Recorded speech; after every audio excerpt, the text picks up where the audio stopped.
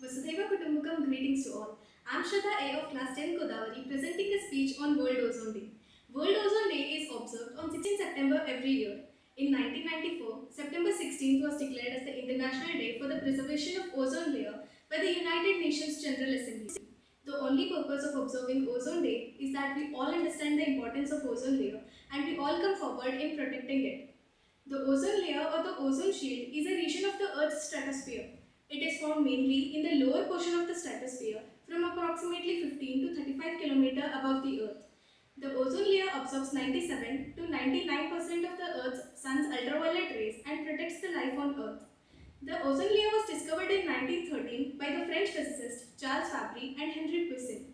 Its molecular formula is O3, which means trioxygen.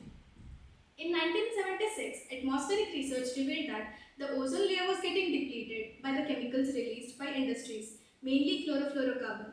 The depletion of ozone layer leads to the increase in the ultraviolet radiations of the sun, which threatens the life on Earth and causes skin cancer in humans and other ecological problems. The British meteorologist G.M.P. Dobson had developed a simple spectrometer called the Dobson meter that could be used to measure the stratospheric ozone from the ground. Between 1928 and 1958, Dobson established worldwide network of ozone monitoring stations. The Dobson unit, a measure of the amount of ozone, is named after him in his honor. By the simulated year 2020, 17% of the ozone is destroyed and an ozone hole forms each year over the Arctic and the Antarctic region. To heal the ozone layer and to protect the life on Earth, worldwide efforts have become huge success. Chlorofluorocarbon consumption has declined from over 8 lakh metric tons in 1980 to over 156 metric tons in 2014.